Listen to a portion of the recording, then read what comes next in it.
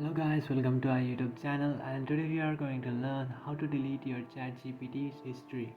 So let's get started. So to delete your ChatGPT's history, what you can do is just open up your ChatGPT application. After opening up your ChatGPT application, you will find this two-bar icon which is on the top left corner of your screen. Just tap on that, and after tapping on that option, now you will find your account option which is on the bottom of your screen. So just tap on your accounts and then tap on data controls. After tapping on data controls, here you can see inside. After tapping on data controls, here you can see this option which is clear chat history. Tap on it, and now you just have to tap on clear chat history again.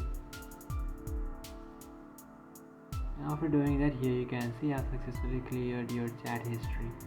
So that's it guys, this is how to clear chat history in. And after doing that, you have successfully cleared your chat history. You can also clear your archive chat history. Just tap on clear archive chat history, and by doing that, you have successfully cleared your ChatGPT's history. So that's it guys, this is how to clear ChatGPT history. If you find this video helpful, don't forget to like and subscribe to our channel. If you have any doubts, feel free to comment below. Thanks for watching.